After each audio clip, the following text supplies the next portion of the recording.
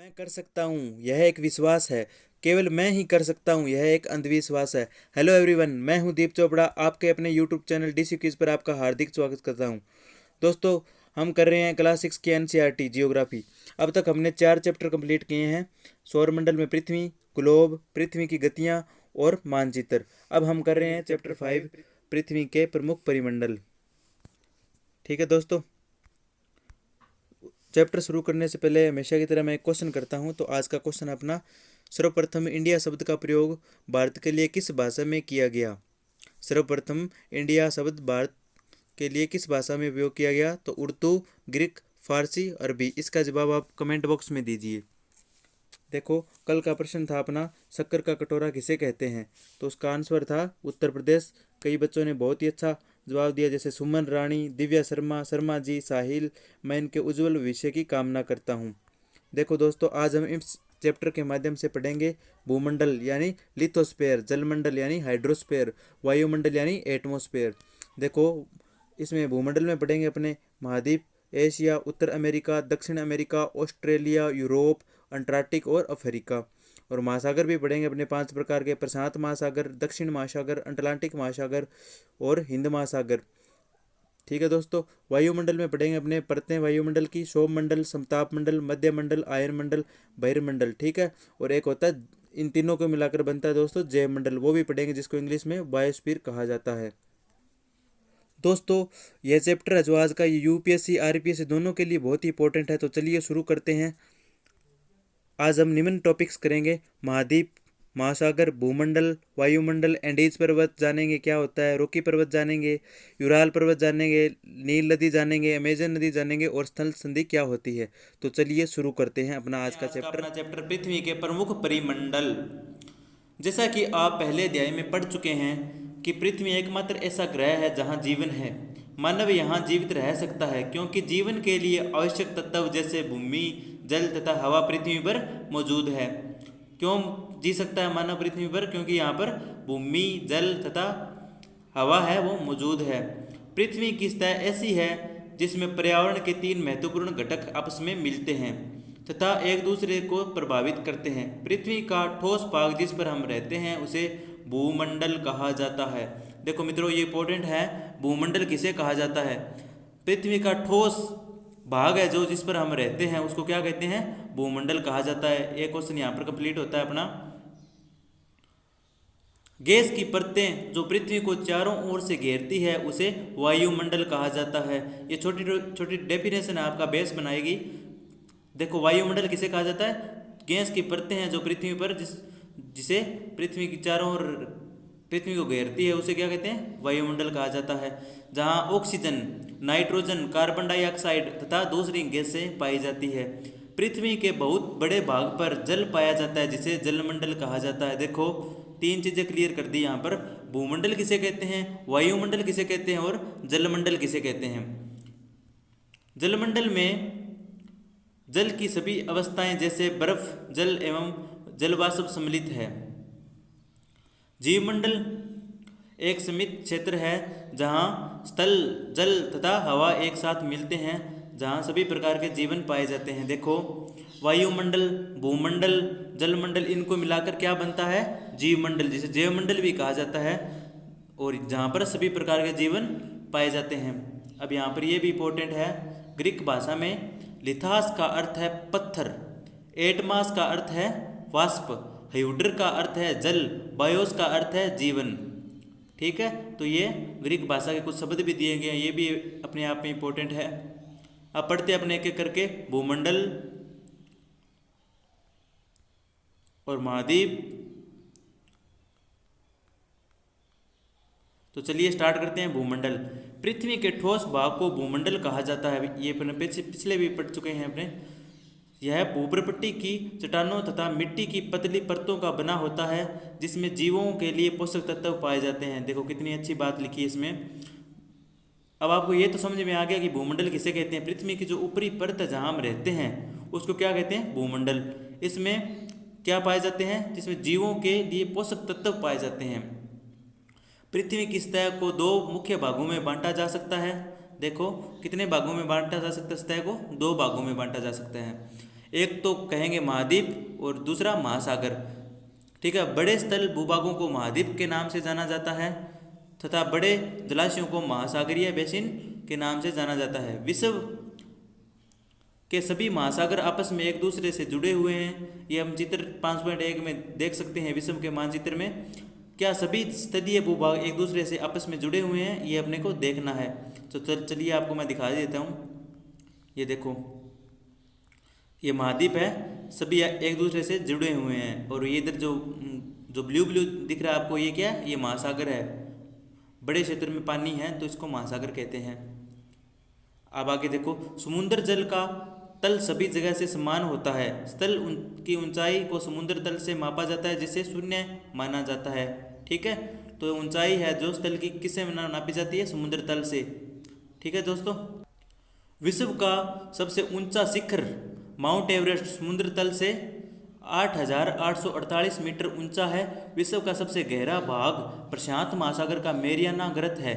दोनों ही बहुत important question है फ्रेंड्स, जिसकी गहराई 11,022 मीटर है। क्या आप कभी कल्पना की है कि समुद्र की गहराई पृथ्वी के सबसे ऊंचे भाग से इतनी अधिक भी हो सकती है? देखो, यहाँ इस पेरे में दो बातें इंपॉर्टेंट आई है, ये नोट करने वाली चीज़ें हैं। विश्व का सबसे ऊंचा शिखर कौन सा है? Mount Everest. ठीक है, इसकी ऊंचाई देख लो 8,848। और विश्व का सबसे गहरा गर्त कौन सा है? प्रशांत महासागर में मैरियाना गर्त है, जिसकी गहराई कितनी है?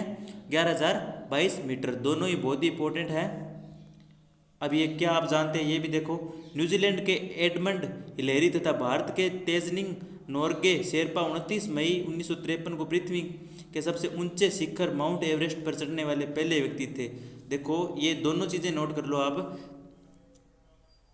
और जापान की चुंगो ताबेई विश्व की पहली महिला थी जिसने 16 मई 1975 को एवरेस्ट पर कदम रखा। बछेंद्री पाल भारत की पहली महिला थी जिसने 23 मई 1984 को एवरेस्ट पर कदम रखा। तो ये बछेंद्री पाल, ये क्वेश्चन भी आया हुआ है, आरपीएससी यूपीएससी दोनों में क्वेश्चन पूछा गया, इंपॉर्टेंट है। ठीक है दोस्तों, आगे चलते हैं। महाद्वीप। पृथ्वी पर 7 प्रमुख महाद्वीप है। देखो, ये भी अपने आप में इंपॉर्टेंट है। कितने महाद्वीप है पृथ्वी पर? 7 महाद्वीप है। ये विस्तृत जलराशि के द्वारा एक दूसरे से अलग हैं। ये महाद्वीप है, देखो, एशिया, यूरोप, अफ्रीका, उत्तर अमेरिका, दक्षिण अमेरिका, ऑस्ट्रेलिया तथा अंटार्कटिका।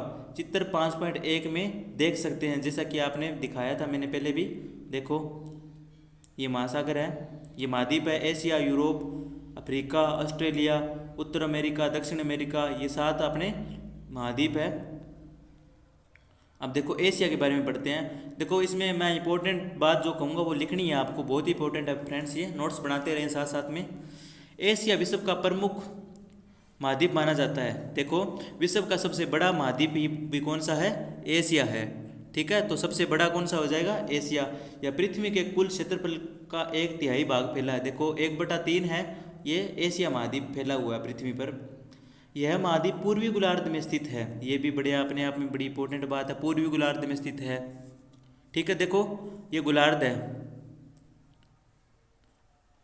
अब देखो, ये होगा पूर्वी गोलार्ध और ये होगा पश्चिमी गोलार्ध।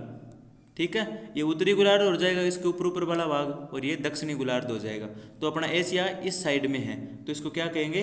पूर्वी गोलार्ध में स्थित है।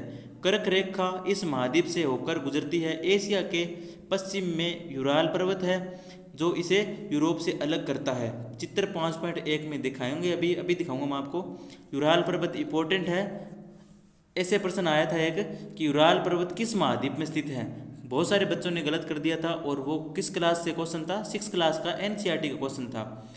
ठीक है, तो इसलिए मैं आपको बार बार बोल रहा हूँ, एनसीईआरटी आपको गवर्नमेंट जॉब दिलाने के लिए बहुत ही इंपॉर्टेंट है, आपका बेस तैयार करेगी ये। ठीक है, तो यूराल पर्वत कहाँ है दोस्तों? एशिया महाद्वीप में है, जो विश्व का सबसे बड़ा महाद्वीप है। अभी दिखाता हूँ आपको। देखो, जो ये यूराल पर्वत है, ये यूरोप एवं एशिया के संयुक्त भूभाग को यूरेशिया कहा जाता है। ठीक है, अभी दिखाता हूँ आपको। ये देखो, ये अपना एशिया है। ठीक है, और ये देखो यूराल पर्वत, एशिया में स्थित है यूराल पर्वत।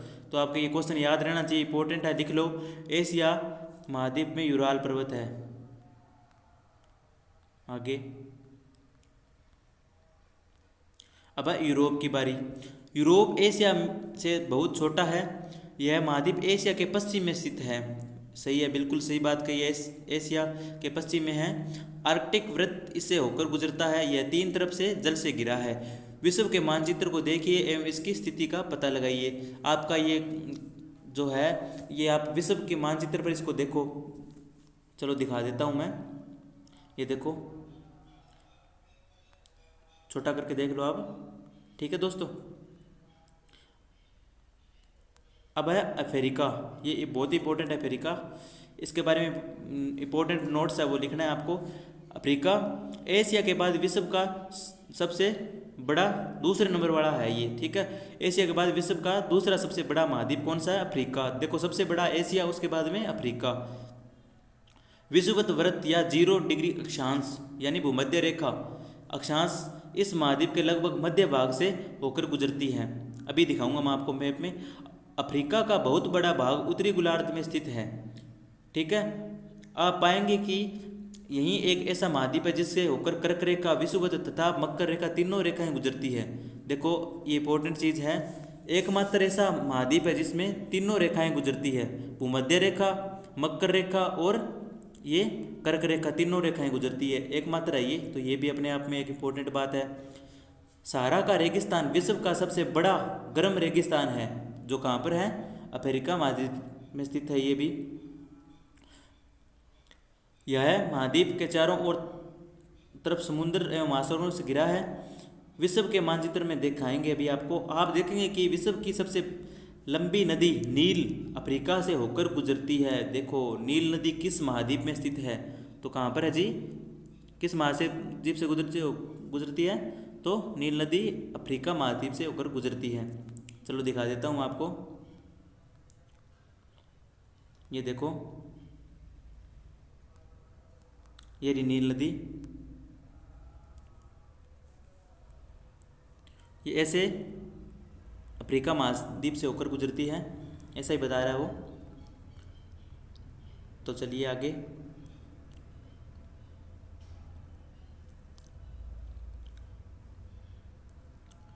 अब है अपना उत्तर अमेरिका, विश्व का तीसरा सबसे बड़ा महाद्वीप। देखो फ्रेंड्स, सबसे बड़ा एशिया, उसके बाद में अफ्रीका और तीसरे नंबर पर कौन सा है? उत्तर अमेरिका। ये बहुत ही इंपॉर्टेंट है, तीनों आपको लगातार सीरियल वाइज याद रहना चाहिए। सबसे बड़ा कौन सा है? एशिया, उसके बाद में अफ्रीका, उसके बाद में उत्तर अमेरिका। यह दक्षिण अमेरिका से एक संकरी स्थल से जुड़ा है जिसे पनामा जल स्थल संधि कहते हैं। इंपॉर्टेंट है, पनामा स्थल संधि किस किस महाद्वीप के बीच में है? तो उत्तर अमेरिका और दक्षिण अमेरिका के बीच में है, ये नोट करो। पनामा स्थल संधि किस किस महाद्वीप को जोड़ती है? तो उत्तर अमेरिका और दक्षिण अमेरिका को जोड़ती है।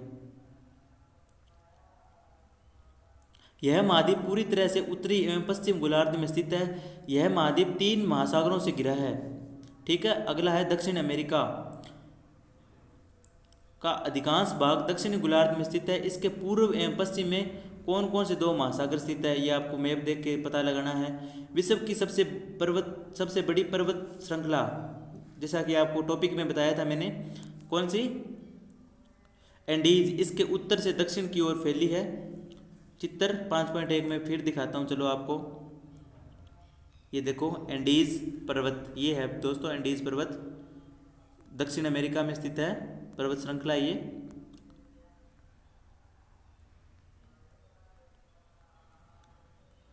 विश्व की सबसे बड़ी पर्वत श्रृंखला कौन सी है? एक तो ये नोट कर लो कौन सी है? एंडीज। और किस में है? दक्षिण अमेरिका में है।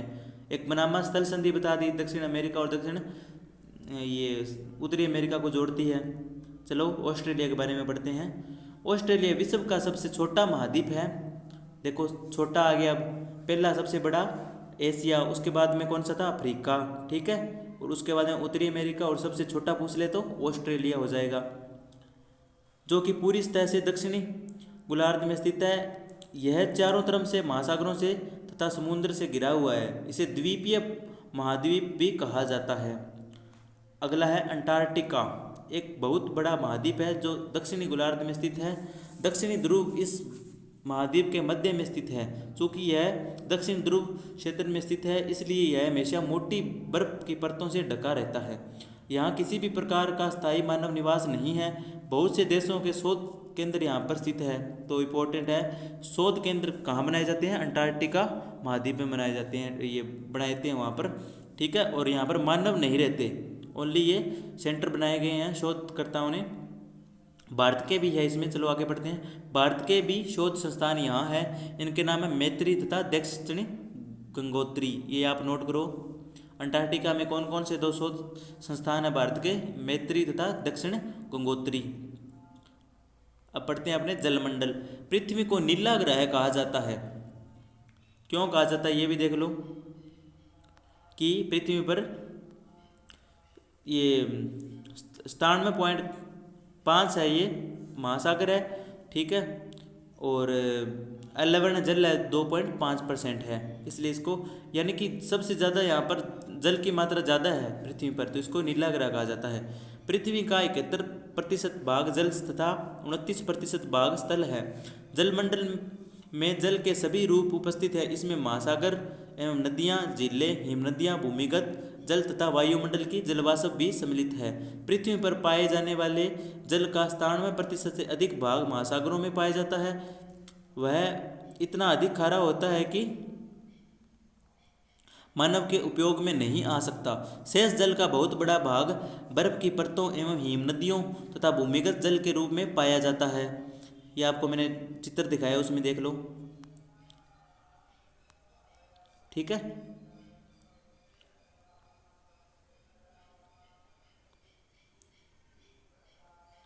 जल का बहुत कम भाग अलवण भाग के रूप में पाया जाता है, जो मनुष्य के इस्तेमाल में आता है। यही कारण है कि नीले ग्रह में रहने के बावजूद भी हम पानी की कमी महसूस करते हैं, यानी कि जल खारा ज़्यादा है और पीने योग्य है वो कम है। अब पढ़ते हैं महासागर किसे कहते हैं। महासागर जलमंडल के मुख्य भाग हैं, ये आपस में एक दूसरे में बड़े हुए हैं या जुड़े हुए हैं, ठीक है। महासागर एक दूसरे से जुड़े होते हैं। महासागरीय जल हमेशा गतिशील रहता है। तरंगे, ज्वार भाटा तथा महासागरीय धाराएं महासागर जल की 3 प्रमुख गतियां हैं। बड़े से छोटे आकार के आधार पर क्रमशः 5 महासागर है। देखो 5 प्रमुख महासागर, इनके नाम आपको याद होने चाहिए। प्रशांत महासागर, अटलांटिक महासागर, हिंद महासागर जिसका नाम भारत पे पड़ा है, हिंदुस्तान उसके नाम से इसका नाम रखा गया था, दक्षिण महासागर, ठीक है, तथा आर्कटिक महासागर। शोध स्थान है ना वो प्रशांत महासागर, अटलांटिक महासागर, हिंद महासागर, दक्षिण महासागर तथा आर्कटिक महासागर। ये 5 महाद्वीप आपको याद रहने चाहिए, नोट कर लो। चलिए आगे चलते हैं। अब देखो इन महासागरों में भी सबसे बड़ा कौन सा है? प्रशांत महासागर, ठीक है। ये प्रशांत महासागर है, सबसे बड़ा है। यह पृथ्वी के 1/3 भाग पर फैला है। पृथ्वी का सबसे गहरा भाग मैरियाना गर्त प्रशांत महासागर में ही स्थित है। ये देखो इंपॉर्टेंट चीज़ बताई है, प्रशांत महासागर में स्थित है, ठीक है।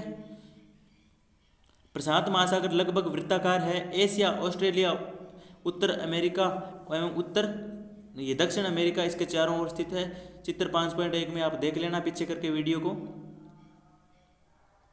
आगे बढ़ते हैं। अटलांटिक महासागर विश्व का दूसरा सबसे बड़ा महासागर। देखो सबसे बड़ा कौन सा था?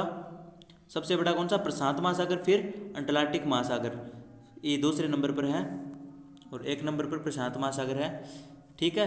एक इंपॉर्टेंट बात है, ये क्वेश्चन आया हुआ था, एस आकार में कौन सा महाद्वीप है? तो कौन सा है? अटलांटिक महाद्वीप हो जाएगा, सॉरी महासागर हो जाएगा। अटलांटिक महासागर एस शेप का है, ठीक है। इसके पश्चिम किनारे पर उत्तर एवं दक्षिण अमेरिका है तथा पूर्वी किनारे पर यूरोप एवं अमेरिका है। अटलांटिक महासागर की तटरेखा बहुत अधिक तंदुरुस्त है। यह अनियमित एवं तंदुरुस्त तटरेखा प्राकृतिक पोताश्रयों एवं पतनों के लिए आदर्श स्थिति है। व्यापार की दृष्टि में यह सबसे व्यस्त महासागर है। देखो व्यापार की दृष्टि में कौन सा? अटलांटिक महासागर सबसे बिजी है, व्यस्त है। हिंद महासागर ही एक ऐसा महासागर है जिसका नाम किसी देश के नाम पर पड़ा है, अभी मैंने पीछे बताया था, यानी भारत के नाम पर रखा गया है। यह महासागर लगभग त्रिभुजाकार है, इंपॉर्टेंट है। हिंद महासागर कौन सी आकृति है? त्रिभुजाकार की आकृति है। किस देश के नाम पर रखा गया? हिंदुस्तान यानी भारत के नाम पर। इसके उत्तर में एशिया, पश्चिम में अफ्रीका तथा पूर्व में ऑस्ट्रेलिया स्थित है। दक्षिण महासागर अंटार्कटिका महाद्वीप को चारों ओर से घेरता है। यह अंटार्कटिका महाद्वीप से उत्तर की ओर 60 डिग्री दक्षिण अक्षांश तक फैला हुआ है। आर्कटिक महासागर उत्तर ध्रुव वृत्त के स्थित है तथा यह उत्तर ध्रुव के चारों ओर फैला है। यह प्रशांत महासागर से छिछले जल वाले एक संकरे भाग से जुड़ा है जिसे बेरिंग जल संधि के नाम से जाना जाता है। यह उत्तर अमेरिका के उत्तरी तटों तथा यूरेशिया से घिरा है। ठीक है, अब अपने पढ़ेंगे वायुमंडल की परतें। जैसा कि आपको मैंने टॉपिक में बताया था, ये देख लो टॉपिक में जो दिखाई गई है, शोभ मंडल, समताप मंडल, मध्य मंडल, आयन मंडल, बहिर्मंडल, इनके बारे में ध्यान करेंगे। चलिए अपना अगला टॉपिक है वायुमंडल। हमारी पृथ्वी चारों ओर से गैस की एक परत से घिरी हुई है जिसे हम वायुमंडल कहा जाता है। वायु की एक यह पतली परत इस ग्रह का महत्वपूर्ण व अटूट भाग है। हमें यह वायुमंडल प्रदान करती है, यह वायु प्रदान करती है जिससे हम लोग सांस लेते हैं। यह वायुमंडल हम लोगों को सूर्य की कुछ हानिकारक किरणों से भी बचाता है। ठीक है, वायुमंडल है वो सूर्य से आने वाली हानिकारक अल्ट्रावायलेट किरणें हैं उनसे भी बचाता है। वायुमंडल 1600 किलोमीटर की ऊंचाई तक फैला है। वायुमंडल को उसके घटकों, तापमान तथा अन्य के आधार पर 5 परतों में विभाजित किया गया है। इन 5 परतों को पृथ्वी किस तरह से शुरू करने से हुए, देखो पृथ्वी से शुरू करेंगे तो शोभ मंडल, समताप मंडल, मध्य मंडल, आयन मंडल तथा बहिर्मंडल कहा जाता है। देखो बड़ी क्लास में इनको डिटेल में पढ़ेंगे अपने। वायुमंडल की मुख्यतः ऑक्सीजन एवं नाइट्रोजन का बना है जो कि साफ है कि शुष्क हवा 90% है। ठीक है, आयतन के अनुसार नाइट्रोजन 78%, ऑक्सीजन 21% तथा दूसरी गैसें जैसे कार्बन डाइऑक्साइड, आर्गन इत्यादि 1% है। ऑक्सीजन सांस लेने के लिए आवश्यक है जबकि नाइट्रोजन प्राणियों की वृद्धि के लिए आवश्यक है। कार्बन डाइऑक्साइड यद्यपि बहुत कम मात्रा में है लेकिन यह पृथ्वी के द्वारा छोड़ी गई ऊष्मा को अवशोषित करती है। देखो जो पृथ्वी से गर्मी प्रोड्यूस होती है उसको कार्बन डाइऑक्साइड क्या अब्जॉर्ब कर लेती है जिससे पृथ्वी गर्म रहती है। यह पौधों की वृद्धि के लिए भी आवश्यक है। देखो पौधों के लिए वृद्धि के लिए कौन सी आवश्यक है? कार्बन डाइऑक्साइड और नाइट्रोजन, ये जीवों के लिए आवश्यक है। तो चलिए आगे बढ़ते हैं। यह पौधों की वृद्धि के लिए आवश्यक होगा। ठीक है, ऊंचाई के साथ वायुमंडल के घनत्व से भिन्नता आती है। यह घनत्व समुद्र तल पर सबसे अधिक होता है तथा जैसे जैसे हम ऊपर की ओर जाते हैं तेजी से यह घटता रहता है। आप जानते हैं कि पहाड़ों पर पर्वतारोही को हवा के घनत्व में कमी होने के कारण सांस लेने में कठिनाई होती है। ऊंचाई पर सांस लेने के लिए उन्हें अपने साथ ऑक्सीजन सिलेंडर लेकर जाना पड़ता है। जैसे हम ऊपर की ओर जाते हैं तापमान भी घटता है। वायुमंडल पृथ्वी पर दबाव डालता है। यह एक स्थान से दूसरे स्थान पर अलग अलग होता है। कुछ क्षेत्रों में हमें अधिक दाब महसूस होता है जबकि कुछ क्षेत्रों में कम। वायु उच्च दाब में निम्न दाब की ओर बहती है। देखो वायु उच्च दाब में यानी हाई प्रेशर से लो प्रेशर की ओर बहती है। ठीक है, गतिशील वायु को पवन कहा जाता है। देखो वायुमंडल पढ़ लिया, अब जीवमंडल पढ़ते हैं। जीवमंडल स्थल, जल तथा हवा के बीच का एक सीमित भाग है। यह वह भाग है जहाँ जीवन मौजूद है।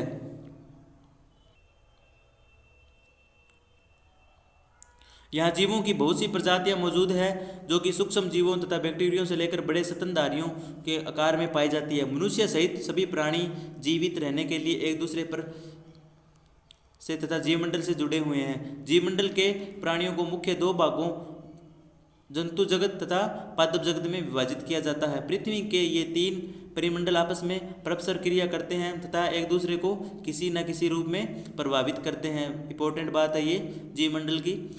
उदाहरण के लिए लकड़ी तथा खेती के लिए वनों को काटा जाए तो इसमें ढलुआ भाग पर मिट्टी का कटाव तेजी से होने लगता है। इसी प्रकार प्राकृतिक आपदाओं जैसे भूकंप से पृथ्वी की सतह में परिवर्तन हो जाता है। हाल ही में सुनामी के कारण अंडमान एवं निकोबार द्वीप समूह का कुछ भाग पानी में डूब गया। ठीक है, ये भी एक करंट जीके का मान लो या कुछ भी मान लो, इंपॉर्टेंट है। अंडमान निकोबार का एक भाग डूब गया था। झीलों तथा नदियों में दूषित पदार्थों के प्रभावित होने के कारण जल मानव के इस्तेमाल के लायक नहीं रहता है। यह जल दूसरे जीवों को भी नुकसान पहुंचाता है। ठीक है, उद्योगों, तापीय विद्युत संयंत्रों तथा गाड़ियों का उत्सर्जी पदार्थ वायु को प्रदूषित करता है। कार्बन डाइऑक्साइड वायु का एक महत्वपूर्ण घटक है, लेकिन कार्बन डाइऑक्साइड की मात्रा में वृद्धि के कारण पृथ्वी के तापमान में वृद्धि हो रही है। इसे भूमंडलीय तापन कहा जाता है। ठीक है, इसलिए भूमंडल, वायुमंडल तथा जलमंडल के बीच प्राकृतिक संतुलन को बनाए रखने के लिए पृथ्वी के संसाधनों के सीमित उपयोग की आवश्यकता है। ठीक है दोस्तों, चैप्टर अपना कंप्लीट हो जाता है। ठीक है, और इसी साथ आप हमारे साथ बने रहें, और क्वेश्चन भी हैं इनके जो आपको करने हैं, स्क्रीनशॉट भी ले सकते हैं आप। क्वेश्चन ये आपको करने हैं, बहुत ही जरूरी है। क्वेश्चन डायरेक्ट यहाँ से पुटअप होते हैं। ठीक है दोस्तों, धन्यवाद। मिलते हैं नेक्स्ट चैप्टर में।